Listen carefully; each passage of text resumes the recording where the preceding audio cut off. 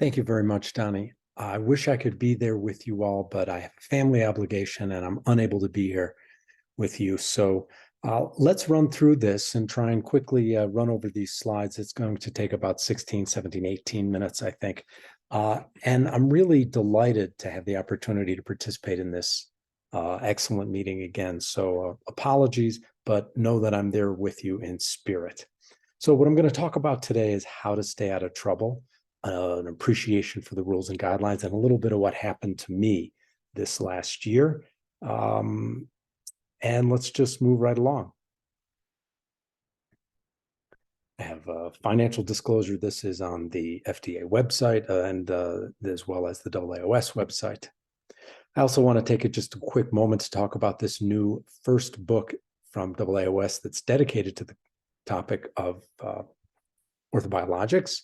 We've got an all-star group of engaged authors. The book is available now as pre-order. It's available online, and the paper physical version will be available at the time of the AAOS meeting in March in Las Vegas. I'll be there and be happy to talk to more people about that then.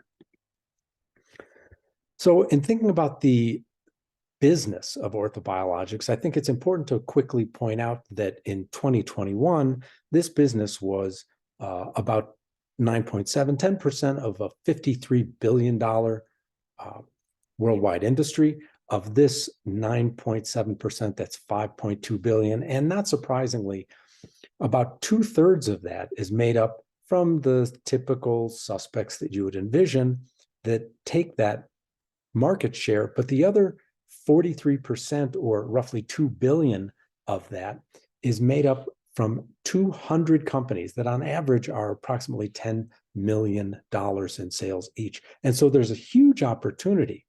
The problem with that is that it sometimes drives really bad behavior. It drives bad behavior of corporate people. It drives bad behavior of physicians. And I'm going to try and help you steer away from this bad behavior.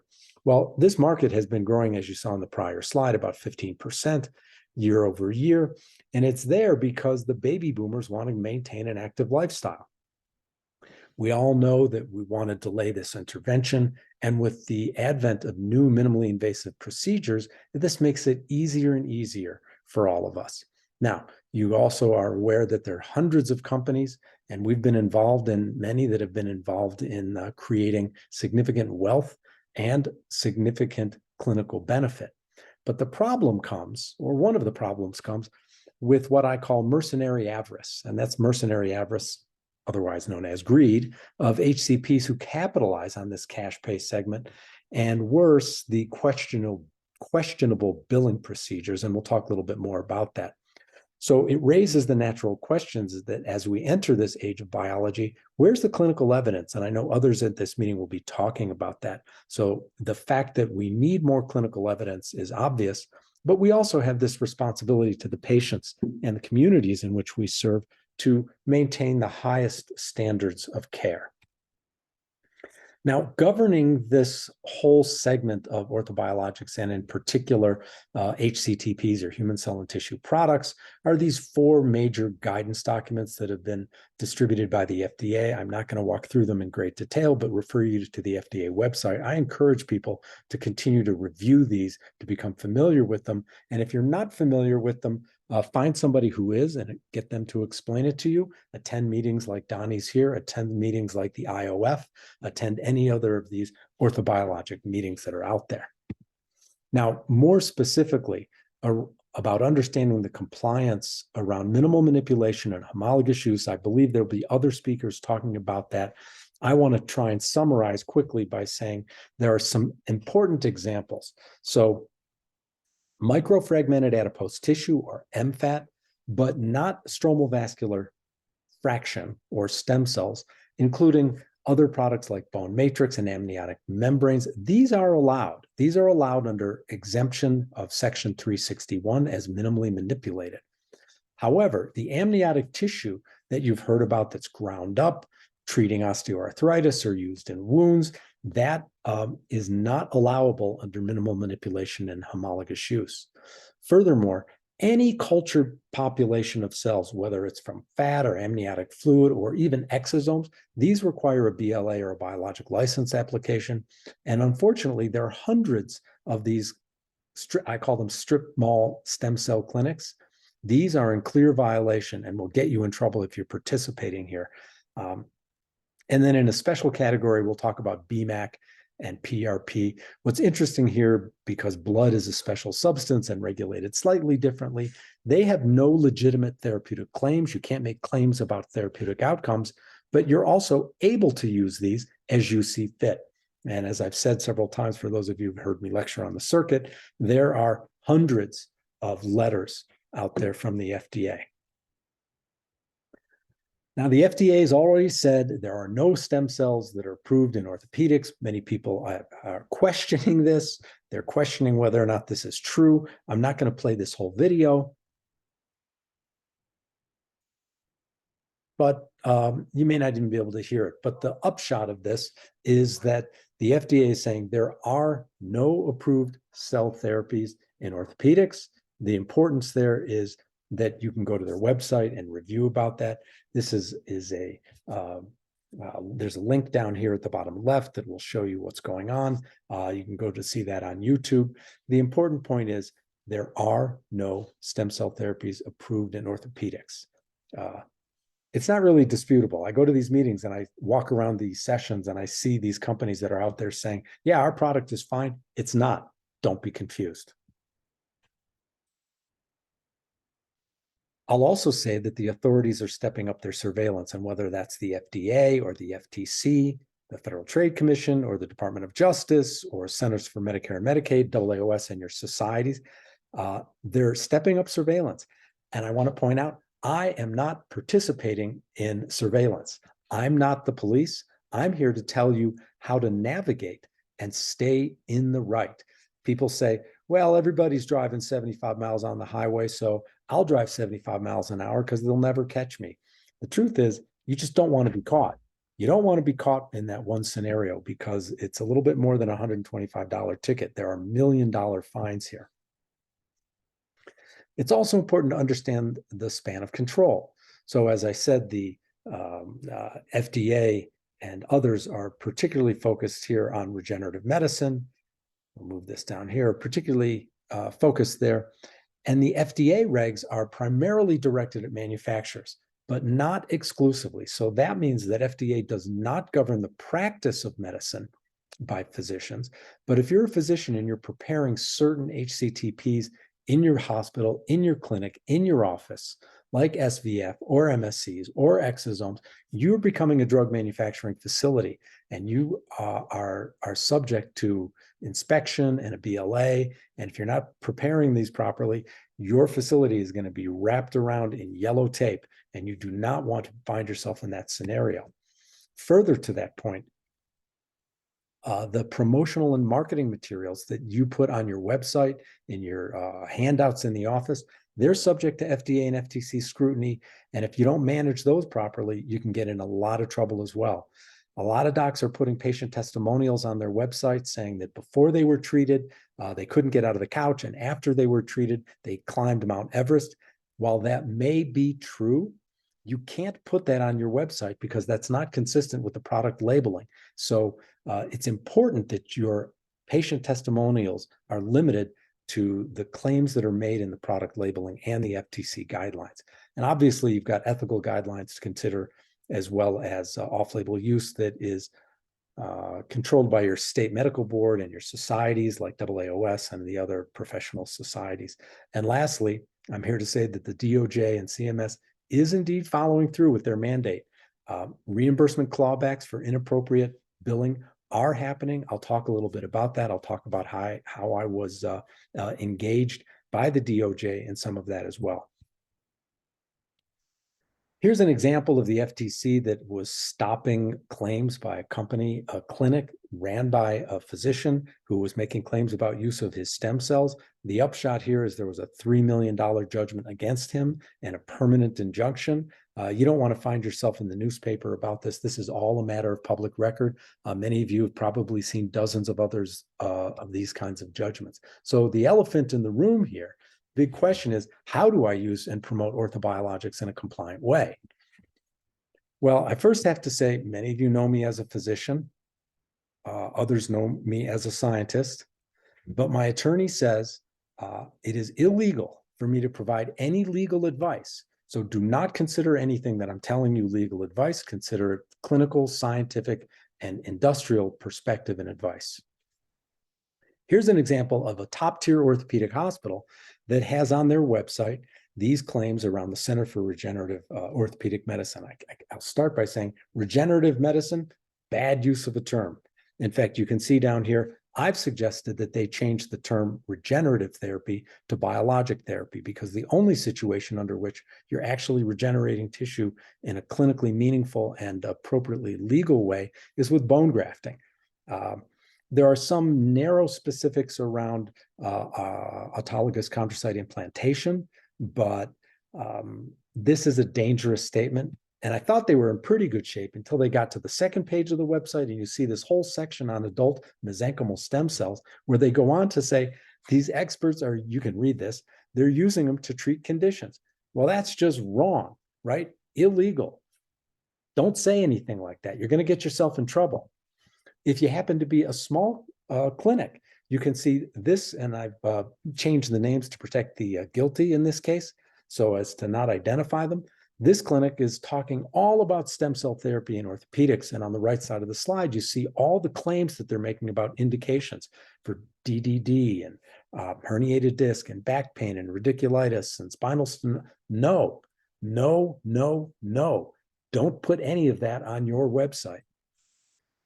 And so the guidelines from 2017 are really still applicable. Now, what's important, because I'm not here to say don't do any of this, I'm saying that physicians can legally use any product that has any legal basis for commercial sale, however you choose. You're a physician.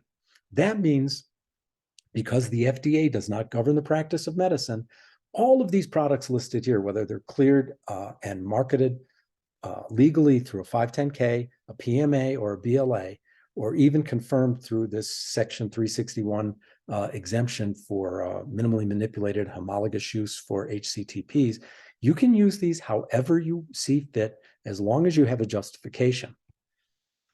As I said before, their promotional materials should reflect the on-label indications only. You can use the term orthobiologics, but as I also said, testimonials cannot include outcomes outside of the labeling. And the warning here is that physicians should not use any of the following products except under the performance of an IDE or IND clinical investigation used for FDA registration. An IRB does not mean that you've got an FDA approval to undertake that study. And also, if you are performing a study under an IDE or an IND, you can't treat any other patients with these products. You're only allowed to treat the patients that are enrolled in the study. As an example, the micronized amniotic materials or amniotic fluid, these are more than minimally manipulated, and the fluid itself isn't even considered an HCTP. That's clearly articulated in the FDA guidance, and you can see here a list of products that were recently withdrawn because these companies, at the end of the enforcement discretion period, I'll say interpreted the law properly and pulled these products off the market. So that brings me to this recent controversy and the clawbacks. Now, the problem here is that sales reps and manufacturers have been telling physicians, oh, this is fine. This is all good. This is fine. These products are 361 compliant, and here's the code that you can use. The problem is none of that's true. This is driven by what I, again, call mercenary avarice. This Q code is not the same as an FDA clearance, and you can't even use a proper Q code for anything that's off-label. And so in 2022, the MACs, the Medicare administratives, announced they're going to go for clawbacks. That clawback is in total about $1 billion of fraud that was perpetrated against Medicare. And usually that's a charge of about $2,000 per injection. And so what that also means is that these Q codes are the basis of fraud. So the DOJ is pursuing civil and criminal charges. And what's really troubling here is that private citizens, your patients or employees in your practice or employees in the companies are incentivized to turn you in. They can make lots and lots of money for doing so. They get money they get a percentage of the recovered funds. And as I said, the recovered funds at this point are in excess of $1 billion. If you're doing 5 injections a week, or you did 5 injections a week, that's $1 million a year. I personally know of docs that were doing 25 injections a week. It's a lot of money at stake here. And so I've been called the Chicken Little of orthobiologic product compliance. Bruder, what are you going around saying? Things are going to be bad, problems are happening.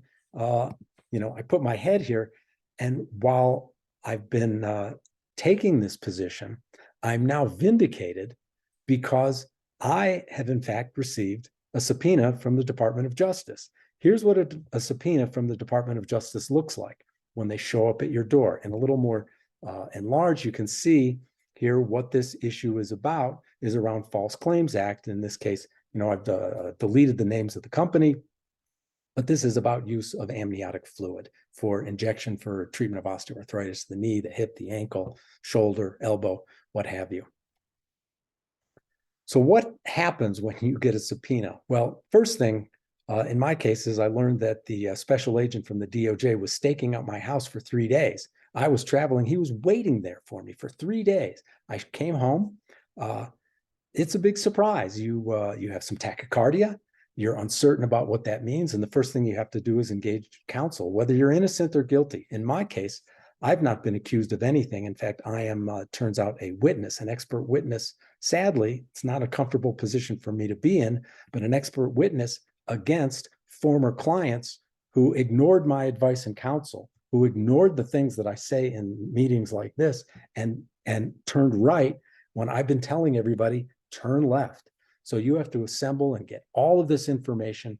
I'm probably 60 hours into this. You have to get this to the DOJ, and then you wait and you wait and you wonder what they're going to do. Then they take you to a deposition, and then you have to wait. It's a little unnerving when a person like this shows up fully armed, with a taser on the right and a handgun on the left, and issue this document. It's a little unnerving. Take my word for it. Here's a picture of the Thurgood Marshall U.S. Courthouse, which is represented by the Southern District of New York in New York City. This is what that looks like. I'll say it's a little intimidating when you show up there and you walk into the room, and there are 6 U.S. attorneys, 2 from the Department of Justice, 2 from HHS, 2 from FTC, and they have a binder that's 12 inches thick, and they've got over 50 documents that they now slide in front of you, and they tell you, what did you mean when you say this? What did the client mean when they wrote this? It's a little unnerving. Again, I want to say that I'm in a very comfortable position because I'm not under investigation. They're seeking my testimony, but they're seeking my testimony, sadly, against people that are involved in mercenary avarice. And so what's there to do now? Well, docs are going to be among the first group that the DOJ targets. If you get targeted, the first thing you need to do is get counsel, because as I said before, 5 injections per week equates to about $1 million in clawback fees from your practice. Sadly, you probably can't get money from patients, even though they signed an ABN, because they're simply going to file a lawsuit against you for fraud and malpractice, because you were delivering a product that was misbranded, adulterated, not legal, and then you perpetrated fraud by submitting your claim to Medicare. So that's sort of a non-starter. Obtaining money from the manufacturers for you is also unlikely, because their improper training of you doesn't abrogate your responsibility as an HCP. You have to know the laws. And so the manufacturers themselves are also subject to other criminal penalties and civil penalties under FDA, FTC, DOJ, and OIG. So my guidance here is, if you're involved in any of this, if you're still using amniotic fluid, and I know because I get asked about this all the time from companies that are advertising, our amniotic fluid is great, okay? That's caca. It's not true. So stop. And I think the first thing you need to do is go get counsel. and find out what the most appropriate path is for you. And because there have been advance warnings about this for years, I think federal leniency is going to be unlikely. So let's recap. I'll summarize by saying, look, I'm a student of science and biology, clinical medicine, and I see there are huge opportunities for clinical benefit across all of these disciplines, from hand, elbow, shoulder, foot and ankle, knee, hip, and spine. There are therapeutic products that provide clinical benefit, and we should all be using them appropriately. I'm a believer of this, and I think the next 10 years is going to show that even more. The problem is when docs use things that are not legally available. So when you have something that's legally available, you can use it however you want based on your clinical judgment. But your marketing materials should reflect on-label claims only. Don't use unapproved products, and I've given you that list, and it's on the FDA website. Importantly, challenge all the sales reps to provide any FDA documentation, clearance, or designation. If they say that they can't, or they don't, or they won't, or they shouldn't, turn them away from your office, because all of this information is publicly available and should be available to you. And lastly, again, if you build Medicare for birth tissues or exosomes, I suggest you seek legal guidance. Now, unfortunately, I can't be there for Q&A. I know Donnie has become, and others are very well versed in some of these questions. If there are questions that Donnie's told me, if they can't be answered, we'll take them down, we'll get them back to me, and we'll figure out the right path to get these questions answered. So with that, I'll stop, and thank you for your participation. Again, you guys know how to reach me. If you have questions, comments, just reach out.